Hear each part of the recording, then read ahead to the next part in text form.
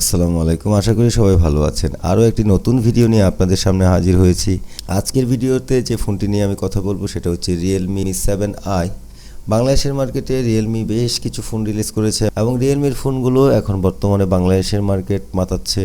এই ফোনটি মোটামুটি সবকিছুই প্লাস্টিকের তৈরি, সবকিছু প্লাস্টিকের তৈরি না, অ্যাটলিস্ট ব্যাক সাইড এবং এটার ফ্রেম প্লাস্টিকের তৈরি। আর এটার ওজন হচ্ছে 188 গ্রাম। তবে এই ফোনটি 188 গ্রাম হলেও হাতে নিলে বেশ কমফোর্টেবল মনে হয় এবং খুব হালকা লাগে। এখন জেনে নিই এর ডিসপ্লে সম্পর্কে। ডিসপ্লে হিসেবে এখানে ব্যবহার করেছে 6.5 ইঞ্চির IPS LCD প্যানেল। আর এই ডিসপ্লের পিক্সেল ডেনসিটি 270। আর এই ডিসপ্লেটিকে প্রোটেকশন করেছে কর্নিল গরিলা গ্লাস 3 দিয়ে এবং এই ডিসপ্লেতে রয়েছে 90 hertz refresh rate. Operating system হিসেবে অ্যান্ড্রয়েড 10 রয়েছে এবং সেটা রান করবে তাদের নিজস্ব রিয়েলমি ইউআইতে। এখন জেনে নিই এর হার্ডওয়্যার সেকশন সম্পর্কে।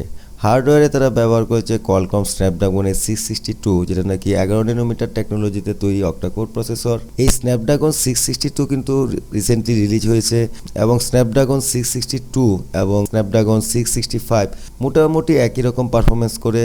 আর এই ফোনটিতে তারা জিপিইউ হিসেবে ব্যবহার করেছে অ্যাড্রেনো 610। সেটা কিছুটা পুরনো হলেও আমি মনে করি এটা ওকে লেভেলের। ডেলিকেটেড কার্ড স্লট রয়েছে যেখানে দুটি সিম এবং একটি মেমোরি কার্ড ইউজ করা যাবে এবং এই ফোনটি দুটি ভেরিয়েন্টে লঞ্চ করেছে 4GB র্যাম এবং 64GB রোম, 4GB র্যাম এবং 128GB রোম। পাশাপাশি রয়েছে 8GB র্যাম এবং 128GB রোম। এবং এই ফোনটিতে যে মেমোরি ইউজ করেছে সেটা হচ্ছে USF 2.1 এবং র্যাম হিসেবে তারা ব্যবহার করেছে LPDDR4X র্যাম।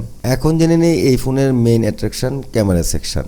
প্রাইমারি ক্যামেরা হিসেবে তারা 64 মেগাপিক্সেলের ক্যামেরা দিয়েছে যার অ্যাপারচার 1.8, পাশাপাশি 8 মেগাপিক্সেলের আলট্রা ওয়াইড ক্যামেরা এবং 2 মেগাপিক্সেলের ম্যাক্রো ক্যামেরা এবং 2 মেগাপিক্সেলের ব্ল্যাক অ্যান্ড হোয়াইট ক্যামেরা মানে depth sensor camera. Quad camera setup রয়েছে পিছনে এবং ক্যামেরা বাম্পারটা Realme 7 Pro এর মতোই। প্রাইমারি ক্যামেরা দিয়ে 4K ভিডিও করা যাবে এবং করা যাবে 1080p 30fps এ ভিডিও এবং 1080p 30fps এ ভিডিও করলে EIS সুবিধা আছে।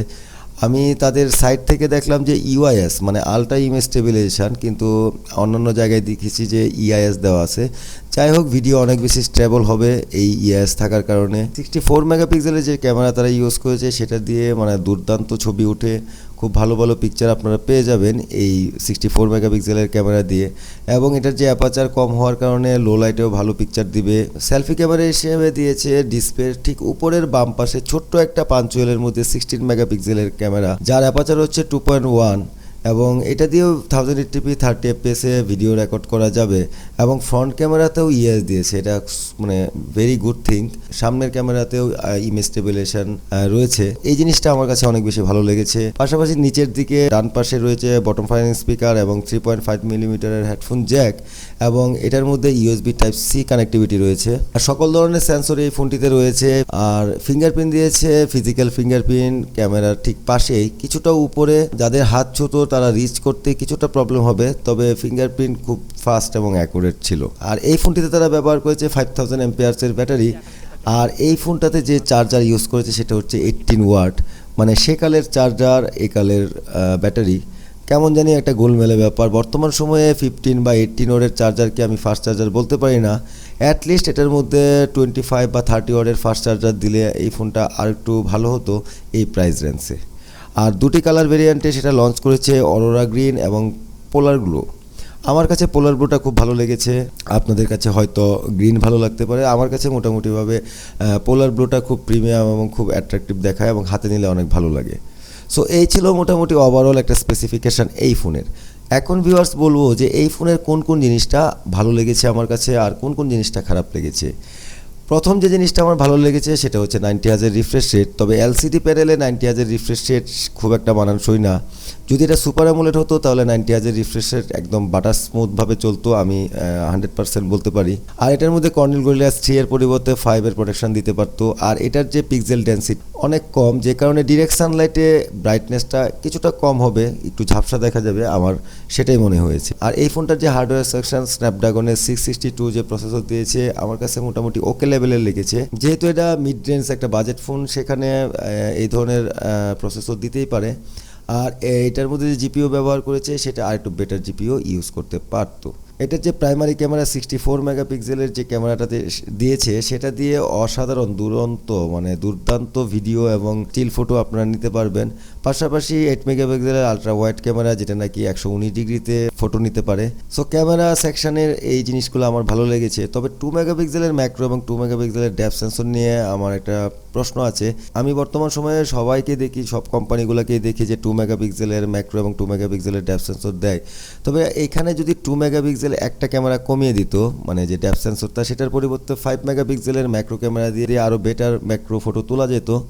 আর ডেপথ সেন্সর কিন্তু সফটওয়্যার বেজও দিতে পারে, অথবা যে মাইক্রো ক্যামেরার যে 5 মেগাপিক্সেল সেটাকেও কাজে লাগানো যায় ডেপথ সেন্সরের জন্য। 4টা ক্যামেরা দেওয়ার কারণ হচ্ছে আমাদের জনগণকে, আমজনতাকে অ্যাট্রাকশন করার জন্য কিন্তু এটা দেওয়া হয়। আর এই যে সামনের ক্যামেরা, ফ্রন্ট ক্যামেরাতে ইএস দিয়েছে, যে কারণে যারা ব্লগ করেন, ভিডিও করেন সেলফি ক্যামেরা দিয়ে, মানে সেলফি ভিডিও করেন, যারা নিজের ভিডিও করেন, তো সেখানে যদি ব্লগ করার জন্য খুবই উপকার আসবে, কারণ এটার মধ্যে ইএস থাকায় ভিডিও অনেক স্টেবল হবে।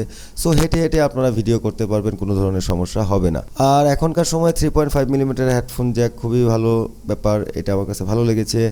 আর এটার যে ফিঙ্গারপ্রিন্ট সেটা আমার কাছে ভালো লাগেনি। ফিঙ্গারপ্রিন্ট পিছনে না দিয়ে যদি পাশে দিত, মানে ডান পাশে যে সাইড মাউন্টের যে ফিঙ্গারপ্রিন্ট, সেটা আমার কাছে বেশি প্রিফারেবল লাগে বা অনেক বেশি হ্যান্ডি লাগে, অনেক ভালোও লাগে। আর পিছনে ফিঙ্গারপ্রিন্টটা কিন্তু 2019-এর একটা ট্রেন্ড ছিল, 2020-এ এখন ফিঙ্গারপ্রিন্ট সাইডে এবং ইন ডিসপ্লেতে চলে এসেছে। সো পিছনে যদি ফিঙ্গারপ্রিন্ট না দিয়ে সাইডে দিত, তাহলে পিছনের যে ডিজাইনটা সেটা আরেকটু ক্লিন হতো আমার কাছে মনে হয়। 5000 এমপিআরসের ব্যাটারি দিয়েছে, সেটা অসম, আমার কাছে ভালো লেগেছে। কারণ সকালবেলা চার্জ দিয়ে আমরা বের হলে যেন সারাদিন সন্ধ্যা বা রাতের 10টা-12টা পর্যন্ত যেন চলে যায়, এর ভিতরে যাতে চার্জ না দিতে হয়, সেজন্য 5000 এমপিআরসের ব্যাটারিটা খুবই ভালো। আর এটার যে হার্ডওয়্যার সেকশন সেটাও খুব একটা ব্যাটারি হাংরি না, এটা যে প্রসেসর স্ন্যাপড্রাগনের সেটাও ব্যাটারি হাংরি না, ব্যাটারি ফ্রেন্ডলি। সো এই ব্যাটারি দিয়ে অনায়াসে 1.5 দিন বা 2 দিন চলা যাবে মডারেট ইউজে। আর হেভি ইউজাররা অন্তত 1 দিন ব্যাকআপ পেয়ে যাবেন। সো চার্জিং নিয়ে আমার যে প্রবলেমটা সেটা হচ্ছে 18 ওয়াটের সেকালের ফাস্ট চার্জারের পরিবর্তে বর্তমান সময়ে অ্যাটলিস্ট 25 বা 30 ওয়াটের ফাস্ট চার্জার যদি দিতে পারতো, আমার কাছে মনে হয় যে আর একটু বেটার হতো এই প্রাইস রেঞ্জে।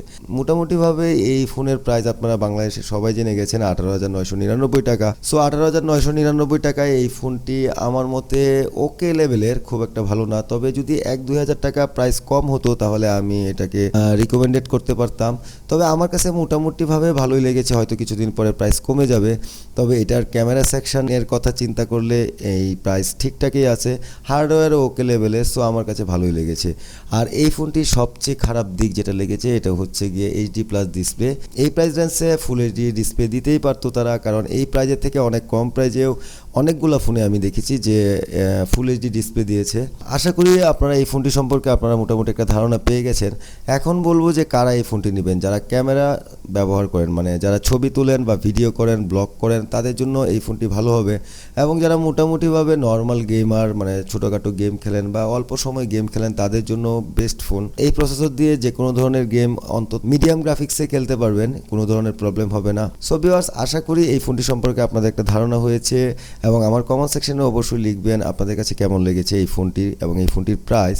যাওয়ার আগে আপনাদের কাছে অনুরোধ, আমার এই চ্যানেলটি সাবস্ক্রাইব করে নেবেন, কারণ আপনারা যখন সাবস্ক্রাইব করবেন এবং আমাদের চ্যানেলের ভিডিওগুলো দেখবেন, তখন আমরা আরও বেশি উৎসাহিত নতুন নতুন ভিডিও তৈরি করতে আমাদের ভালো লাগবে। আর প্রতিনিয়ত আমরা ট্যাগ সংক্রান্ত বিভিন্ন ভিডিও আমাদের চ্যানেলে আপলোড করে থাকি। সো সাবস্ক্রাইব করে বেল আইকনটি অন করে আমাদের পাশে থাকবেন। আজ এ পর্যন্তই, দেখা হবে নতুন কোনো ভিডিও নিয়ে। সে পর্যন্ত ভালো থাকবেন, সুস্থ থাকবেন। আল্লাহ হাফেজ।